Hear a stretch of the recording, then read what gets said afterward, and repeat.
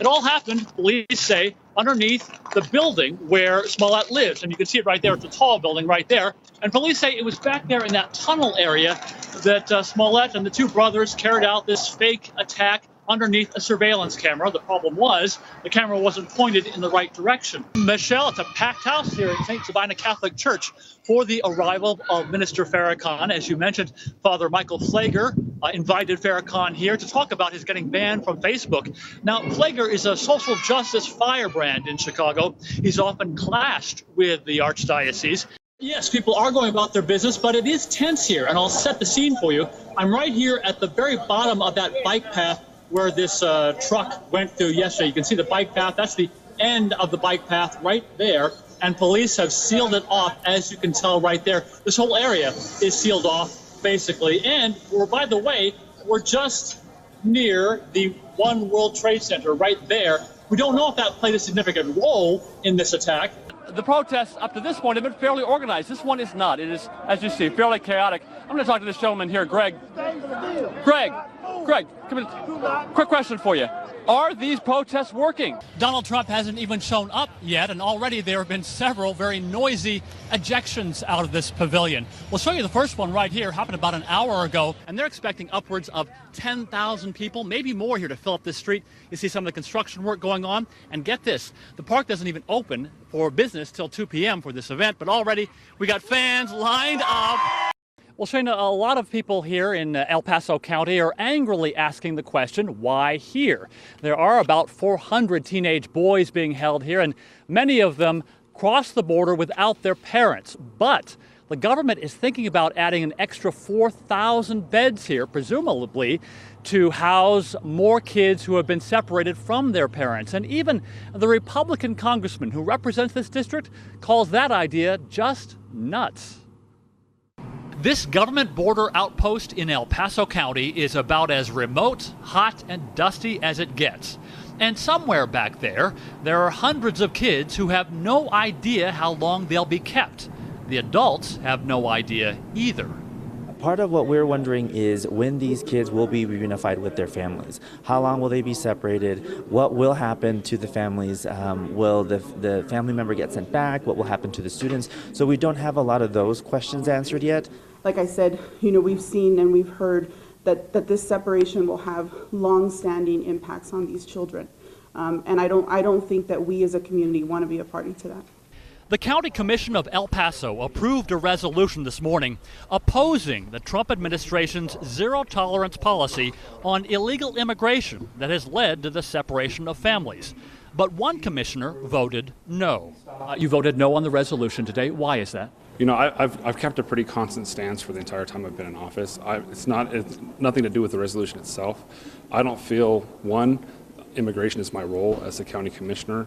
In the last couple of months, roughly 2,000 kids have been separated from their parents at the border, which has created such a space crunch along the eastern border of Texas that kids are now being sent here to Tornillo in the west. Is the zero-tolerance policy here in the U.S. a deterrent to these people? According to people that we spoke to in Central America, no. Sammy DeBasquale leads an immigrant advocacy group. They recently traveled to Central America to get a better idea of why all those immigrants are coming here. Some of these kids, from a very young age, were being groomed to join the gangs, and then once they became 12, 13, 14 years old, high pressure. The girls were getting just pulled in. To prostitution? Yeah, a lot to prostitution or just to be available for gang members, sexual exploitation, and then the young men, oftentimes with a gun to their head or under threat of having someone from their family killed. But DePasquale's advocacy group and no other local advocacy group can get in to see any of the kids here.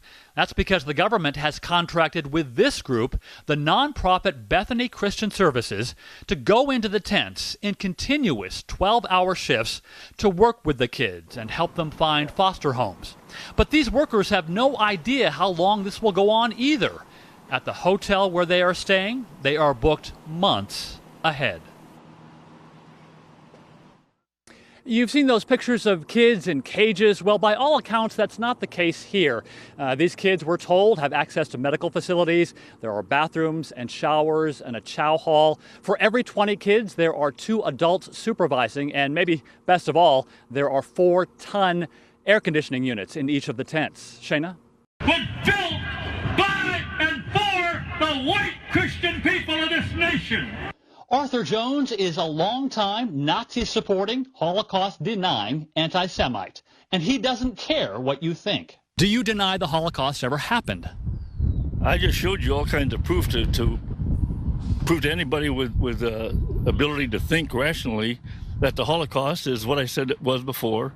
It's nothing more than an international extortion racket to bleed and blackmail, extort, and terrorize the enemies of the Jews into silence or subservience. Jones is also the Republican nominee for Congress in this suburban Chicago district.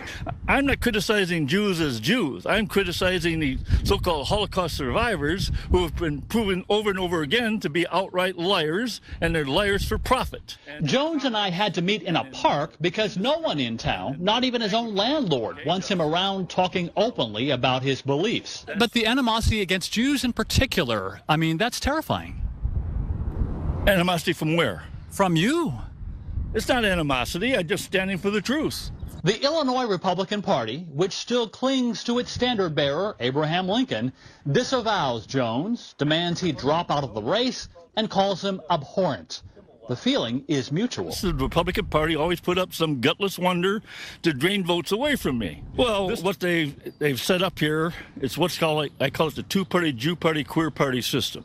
So how did this happen? Jones has run and lost numerous political races. 2 years ago, the Republican Party chased him away by invalidating many of his petition signatures in the race for this same seat. But this time, Republicans didn't even bother putting up their own candidate.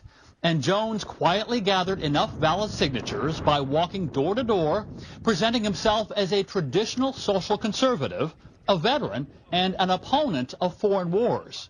He did not mention his beliefs. You're on the record. You've said that you don't believe the Holocaust. Forged records of Holocaust survivors are getting a special Social Security benefit.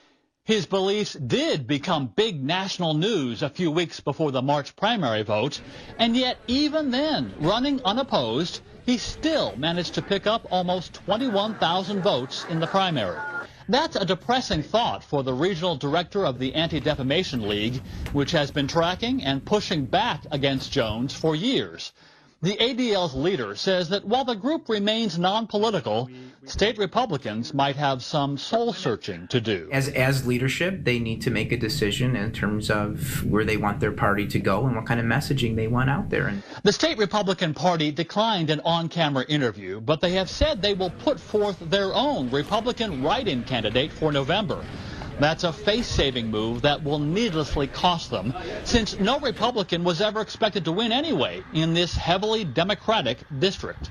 And if he loses, Jones promises you won't hear the last of him. He's writing a book. Andy Roschen, I-24 News, Chicago. If you're a famous comedian today, then you probably walked through these doors yesterday. That's a young Bill Murray, and Rachel Dratch, and Tina Fey, and Steve Carell. Kids with big dreams on Chicago's Second City Theater stage, honing their improv skills for future stardom. Baker. Okay, here's how we bake the cake. Oh, whoa, I spilled it! But on this night at Second City, the performers are teens and young adults with autism, learning improv skills to bring them out of their shells. Souffle, octopus with rice and chocolate inside. Oh my God! Who would have thought that improv performers, who live largely outside themselves, could reach kids who live largely trapped inside themselves? The heart of improv, it's just saying yes to another person. It's just saying, I see you, and I'm here with you in this moment. Nothing else in the world matters. Dan, get into a pose this time around. That's your pose? Not yet. All right, I'm going to count down to 3. 3, 2, perfect. Second City started offering these weekly classes several years ago, and the change in students over time is sometimes dramatic. Zach Shields occasionally huddles in a corner all by himself, but when he's called on to perform, look out. Look at the car! But that woman actually was smoking and I lost control. It's great. Shows that you have to be creative. In fact, I think I've been more creative than I've ever been. Zach's mom loves watching his confidence grow. Zach goes to college, so in his classes, he's the first one to raise his hand. If he knows something, he will talk to the other students and try to engage them, and that's something new. These classes aren't tailored just to these students. These are the same improv classes that anybody off the street would get. And as Second City performers have been taught for decades, failure is always an option. One of the things we learn when we're improvising is how to fail, how to fall flat on your face and realize that nobody's going to call you out for it. Ultimately, these kids probably won't become famous, instead just better focused for a starring role of their own on the grand stage of life. Andy Roaston, I-24 News, Chicago.